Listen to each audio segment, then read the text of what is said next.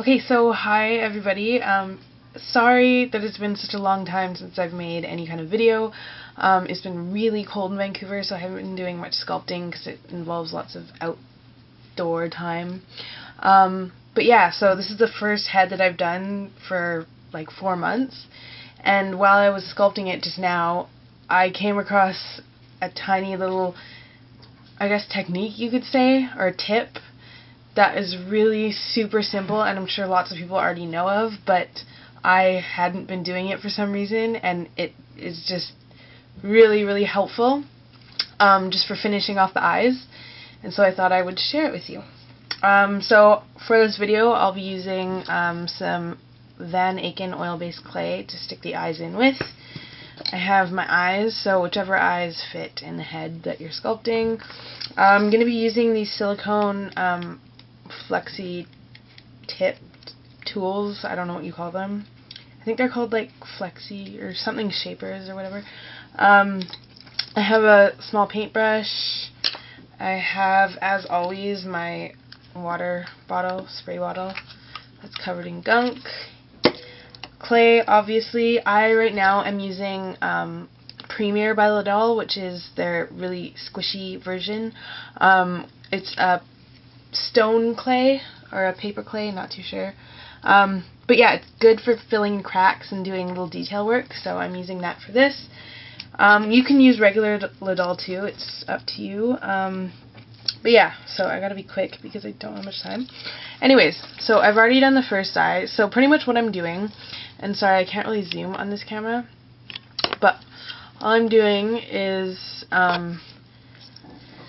taking like the actual eyelids.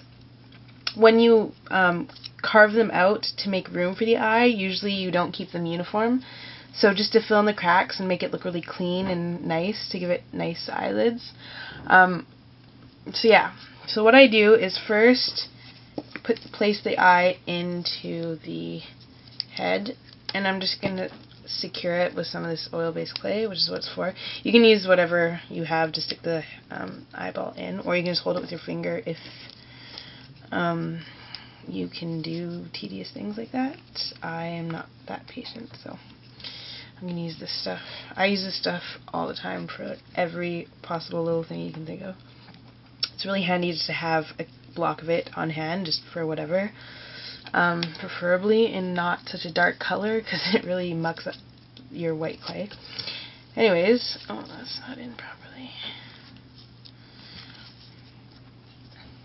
So yeah, just place the eye in. It doesn't have to be exactly how it's going to be when it's finished, as long as it's as the pupil and the iris are pointing forward-ish.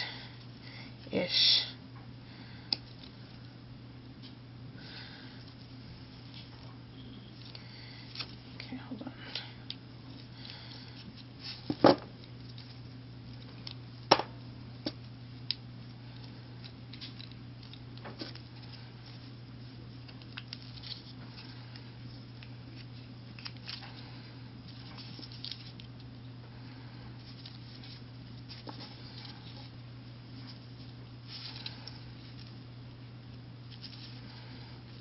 Okay, there we go. So we got the eye in, right? So it's nice and secured in the back. So now that the eye is in, you can see that there's gaps on the inside of the actual eyelid. So we're just going to fill in those gaps. So now that you have the eye in, all you do is you take a tiny little bit of clay, like this, and you stick it up there. Like so. Just take a little bit like that, place it all around the eye. I like to separate it and do one at a time.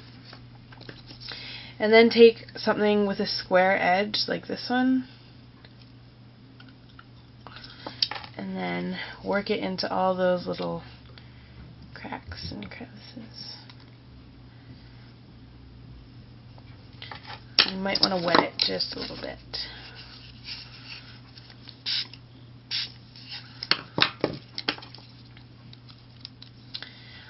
Anyways, I'll finish this up in part 2.